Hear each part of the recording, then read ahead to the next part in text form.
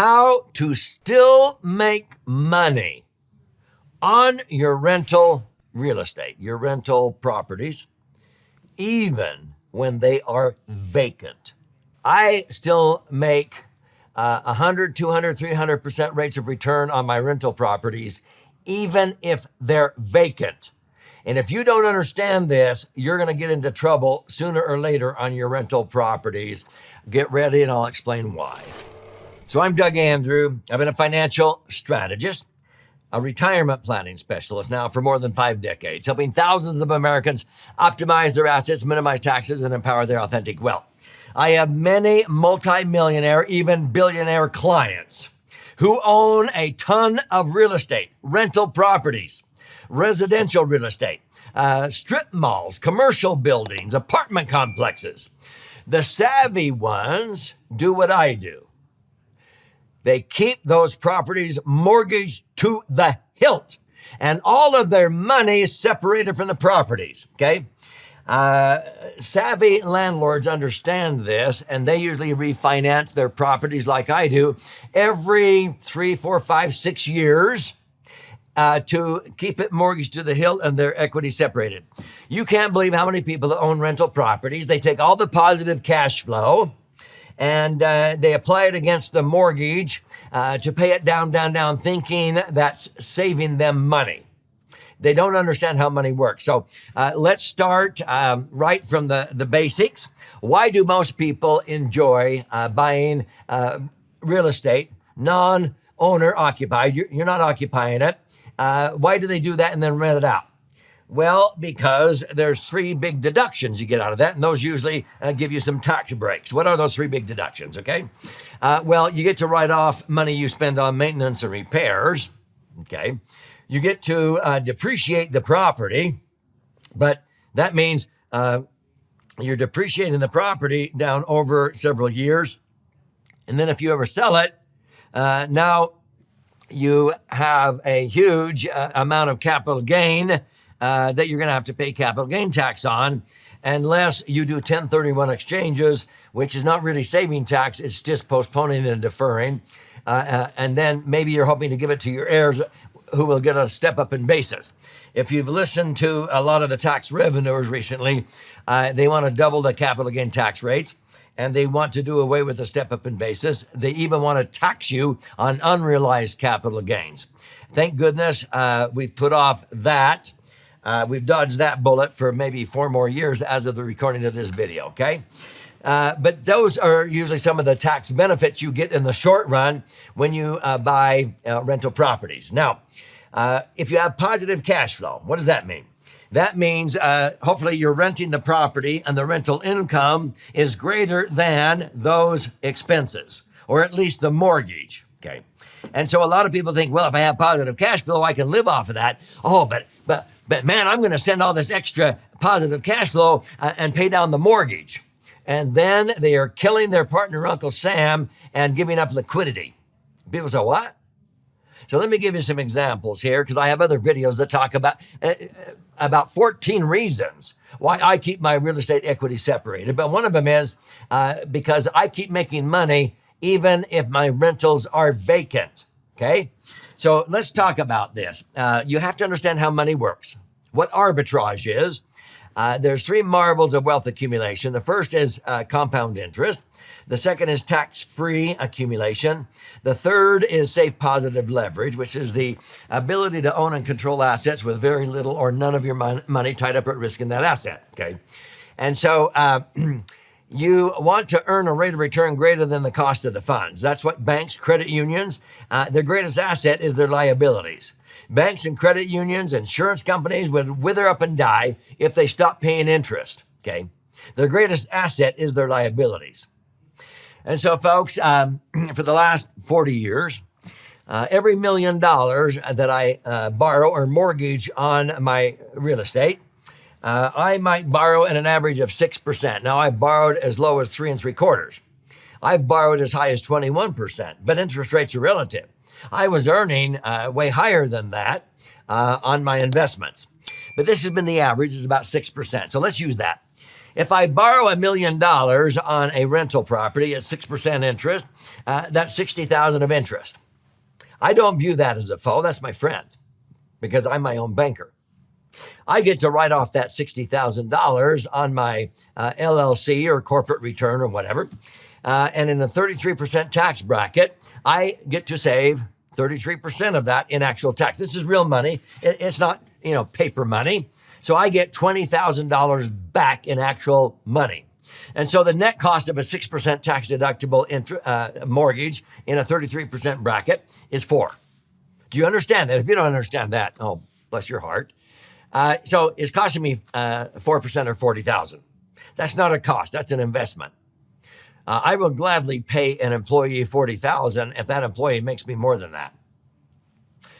That $1 million that I don't pay down is sitting over in my IUL laser fund, which is liquid safe, earning average rates of return more than 9%. I'll just use 8, okay? 8%, that's 80 grand tax-free, Compound interest, simple interest, tax deductible. Let me just ask you this. How much more is 8 than 4? Don't say 4. It's 100% more. Would you hire an employee for 40 grand that made you an extra 80 grand? Would you buy a widget machine for 40 grand that made you an 80 grand? That's called 100% return on equipment cost or employment cost. What does this mean? If this were a rental home and I had been sending extra principal payments against the mortgage and I have no liquidity, and now it's vacant, I'm sweating bullets. How am I going to make my mortgage payment? But if I have the $1 million still sitting over here, I didn't lose a dime. I can go in here and I could access half of the interest that I'm earning that year, half of the 80,000, and meet my mortgage payment. Okay. I could access 3/4 of it, 6%, and then get 20,000 back later. But I have the money. I am earning money even if it's vacant. See, the savvy landlords that are my clients, they say, Doug, it's amazing how many real estate investors don't understand this. And so they keep their properties mortgaged to the hilt. My own landlord, a friend, he mortgages all of his commercial real estate to the hilt. He did it prior to COVID-19 when he ended up with 60% vacancies. No problem. Because he had enough interest he was earning to cover all of the mortgage payments. He was making money like crazy, even with vacant office buildings. Other landlords throughout the country, they had 40, 50, 60% vacancies because of COVID-19. And because, people were working from home. And then in the interim, interest rates climbed up. And now they're forced to refinance those commercial properties, and the mortgage payments are twice as much, and they're still vacant. And so they're getting foreclosed on. And every dime they sent in extra principal payments against those mortgages, they're going to lose in one fell swoop when they get foreclosed on. Is this making any sense to you? Okay. So I keep making money on my rental properties, even when they're vacant. And it's not just 100%. Let me show you why. Now, what you need to understand is money trapped in real estate does not pass the key elements of a prudent investment. See, it's not liquid. You can't access it when you need it. When you need it the worst, it's the hardest to get. Who's going to loan you money on a commercial building that is vacant or only 40% occupied, and when the value of the building, therefore, has gone down in value? Who's going to loan you money on that? I've learned that lesson. When you need the money the worst, it's the hardest to get. Number 2, safety of principal. If I have my money separated and the real estate goes down, I don't lose. I'm in control because I didn't lose. If you leave it in the property, I guarantee you will lose until it comes back to that value again, which may take years. What about rate of return? You're earning a 0% rate of return. I don't care if it's got tenants in there. The real estate, it grows as a function of appreciation and the debt reducing, and if you have positive cash flow.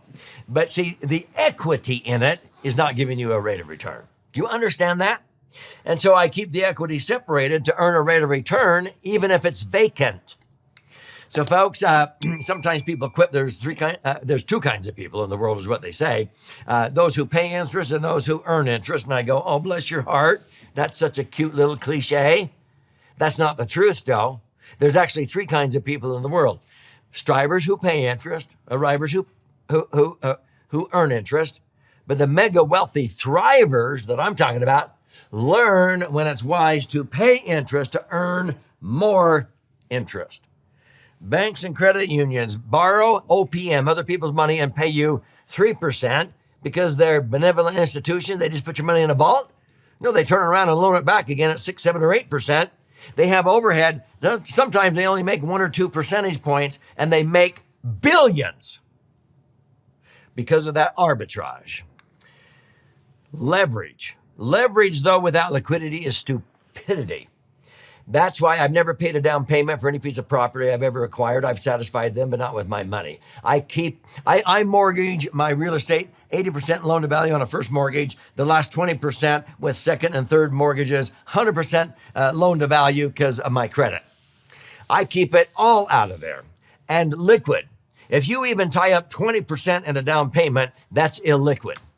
If you take $500,000 and you pay cash for one rental, you have no liquidity. If you take $500,000 in leverage and put $100,000, 20% down on five $500,000 properties, you have no liquidity. You're leveraged. If I buy 5, then I mortgage all 5 for $500,000 and I keep my $500,000 cash separated. Does that make sense? Now, let me show you how this really works. I have many clients. They have non-owner occupied rental income properties. And every $1 million they borrow on these properties at 4.5% interest because they have such good credit, they get good rates. 4.5% tax deductible interest. They write off $45,000 on every one of these rental homes. In a 33% bracket, they're saving $15,000 in tax. So the net cost is only $30,000. And on their IUL laser funds, where they keep the million instead of trapped in the property, they're earning 9 or higher, tax-free. By the way, this keeps compounding. So it's even more than this, starting the second, third, and fourth year. Just looking at the first year, how much more is 9 than 3? 300%. Would you fire an employee? Would you hurry and get rid of an employee that's making you 3 times more? Now that's a 200% profit, but it's a 300% rate of return on employment cost. If you don't understand this, then good luck when you have vacancies in your properties and you lack liquidity. Good luck when that property gets destroyed with a hurricane or a tornado or a fire and you lack options and the property insurance says, oh, well, to rebuild this is going to cost $5 million, and you're only insured for $3 million, so good luck. See, I don't worry about any of that, because if they say, well, it was worth $5 million, you're only insured for $3 million, I say, okay, you can have it. That's the deal. But I didn't lose my money because of my $5 million wasn't in there in the first place. Is this starting to make sense? Hopefully. If it doesn't, or at least you're going, wow, I've never thought of it this way, I would implore you to study my book, The Laser Fund. Now, this has been flying off of our warehouse shelves. It retails anywhere from $20 up to $60 on Amazon. And if you buy it on Amazon, I thank you, okay? But I'll gift you a copy for free. You simply go to laserfund.com or click on the link below. You contribute a nominal amount towards the shipping and handling, and I'll cover the rest of that cost, and I'll pay for the book. I will fire out a hard copy to you via priority mail. And while you're in there claiming your free copy of this 300-page book, which, by the way, is 2 books, this side is 200 pages with all the charts and graphs and explanations if you're a left-brain learner. If you're a right-brain learner, you flip it over to this book. This is about 100 pages, 12 chapters with 62 actual stories. But you can receive the hard copy, but if you like to listen and learn or watch and learn, there's those formats available for your investment when you claim your free copy.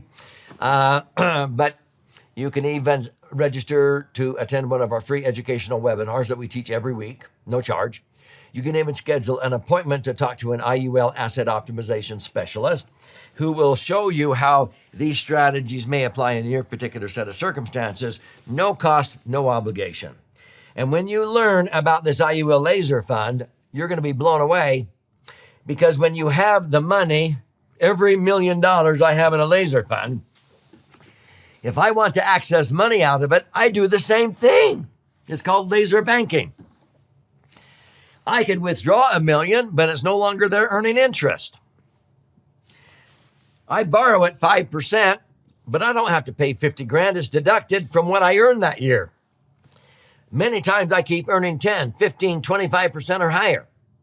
If I earn 10%, I'm earning 100,000 on this $1 million, and they're charging me 5% to borrow from the insurance company using that as collateral.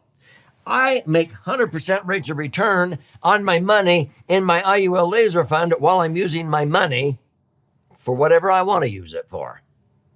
If I just blew you away, good. You need to claim a copy of my book and get in control of your brighter future.